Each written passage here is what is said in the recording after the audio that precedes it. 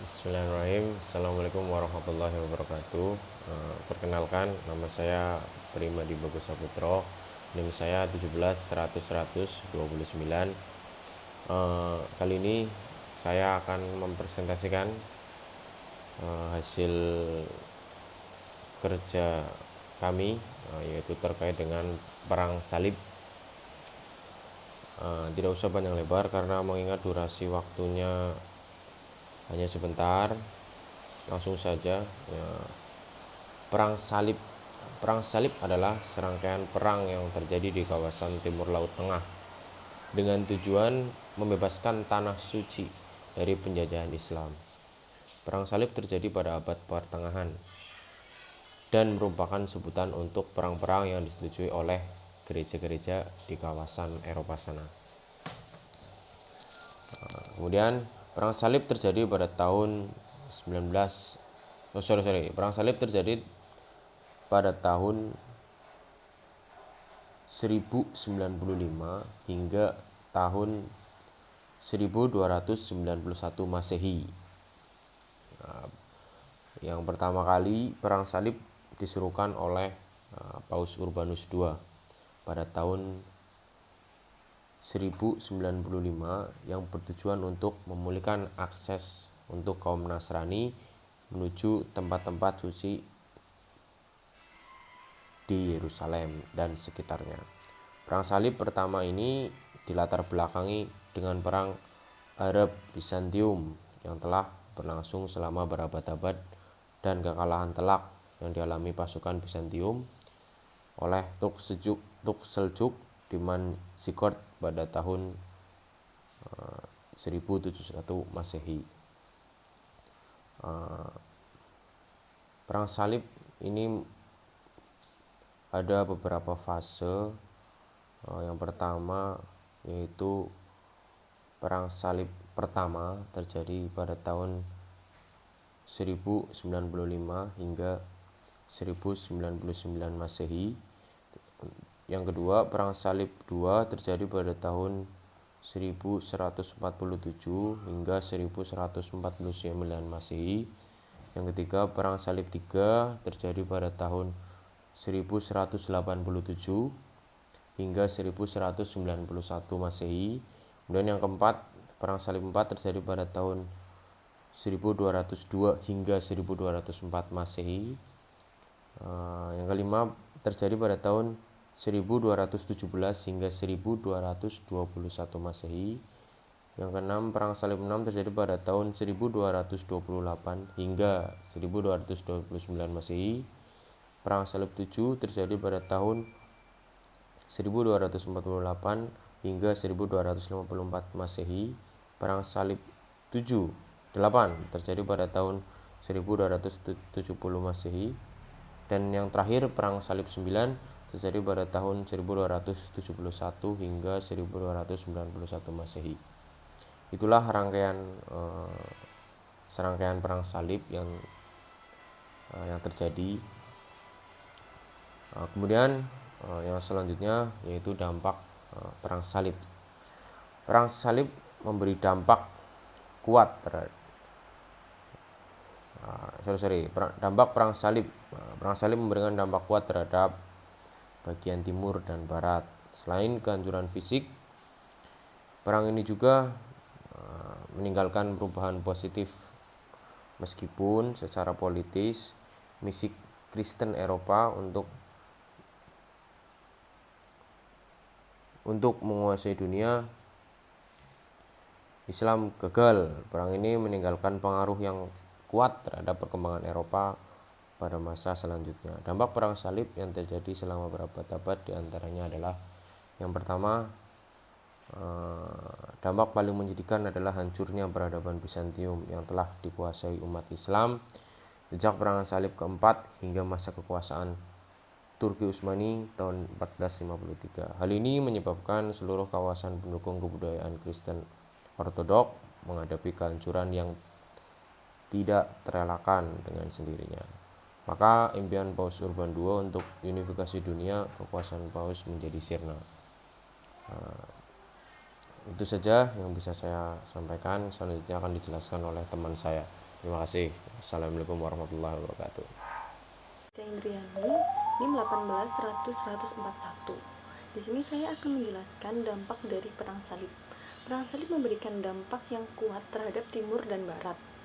Selain kehancuran fisik, perang ini juga meninggalkan pengaruh positif walaupun dalam hal politis. Misi Kristen Eropa untuk menguasai dunia Islam gagal, tetapi perang ini memberikan pengaruh yang sangat kuat terhadap peradaban Eropa di masa yang berikutnya. Ada beberapa dampak dari Perang Salib. Yang pertama, hancurnya peradaban Bizantium. Dampak paling menyedihkan dalam Perang Salib adalah hancurnya peradaban Bizantium yang telah dikuasai oleh umat Islam sejak Perang Salib keempat hingga masa Turki Utsmani tahun 1453. Hal ini menyebabkan seluruh kawasan pendukung Kristen Ortodoks menghadapi kehancuran yang tak terelakkan. Dengan sendirinya, semua impian Paus Urban II untuk unifikasi dunia Kristen di bawah kekuasaan Paus menjadi sirna. Yang kedua, meningkatnya peradaban Eropa beberapa abad sesudahnya. Eropa mengambil alih berbagai disiplin ilmu yang saat itu berkembang di dunia Islam. Hal tersebut turut mempengaruhi peningkatan kualitas peradaban Eropa beberapa abad sesudahnya. Mereka belajar dari kaum muslim beberapa teknologi perindustrian dan mentransfer berbagai jenis industri yang mengakibatkan terjadinya perubahan besar-besaran di Eropa. Peradaban Barat pun sangat diwarnai oleh peradaban Islam yang membuatnya maju dan berkembang menjadi di puncak kejayaan. Dampak yang ketiga yaitu umat Islam kehilangan sebagian dari warisan kebudayaan. Baik bagi kaum muslim, perang ini tidak memberikan kontribusi bagi perkembangan kebudayaan. Kaum muslim malah kehilangan sebagian warisan kebudayaannya. Peradaban Islam pun diboyong dari timur ke barat. Perang ini pun mengembalikan Eropa pada masa kejayaannya. Bukan hanya pada bidang material, tetapi pada bidang yang mengilhami lahirnya masa Renaissance. Meskipun dalam perang ini kaum muslimin yang memenangi peperangan, tetapi kemenangan tentara salib pada beberapa episode menjadikan stasiun ekspedisi yang bermacam-macam. Hal ini memungkinkan untuk mempermudah memindahkan khasanah peradaban timur ke dunia Masehi Barat pada abad pertengahan. Dampak yang keempat adalah kebudayaan Islam yang mempengaruhi budaya Eropa. Kebudayaan Islam pada abad pertengahan mempengaruhi kebudayaan Eropa di bidang seni. Hal tersebut bisa dilihat dari bentuk-bentuk struktur bangunan yang ada pada gereja di Armenia dan bangunan pada masa Bani Saljuk. Model-model arsitektur Romawi juga ada hasil dari revolusi ilmu ukur yang lahir di Eropa yang bersumber dari dunia Islam. Selanjutnya, penemuan benua Amerika. Perang Salib memberikan kontribusi kepada gerakan eksplorasi yang berujung dengan ditemukannya benua Amerika. Selain itu, perang ini mengilhami rute perjalanan ke India yang mengelilingi Tanjung Harapan. Penemuan dunia baru tersebut mempersiapkan mereka untuk melakukan penjelajahan samudra di kemudian hari. Hal ini kemudian berlanjut dengan usaha negara-negara Eropa untuk melaksanakan kolonialisasi di berbagai negara di timur, termasuk Indonesia. Selanjutnya, banyaknya korban jiwa dari kedua belah pihak. Perang yang telah berlangsung selama berabad-abad ini memakan banyak korban jiwa dari kedua belah pihak. Perang yang dilatar belakangi oleh keinginan Kristen Eropa untuk menguasai dunia Islam ini telah menghabiskan aset kekayaan bangsa, dan mengorbankan putra-putra terbaik bagi dunia Islam. Bahkan gencatan senjata yang ditawarkan terhadap kaum muslim oleh pasukan salib selalu didahului oleh pembantaian massal.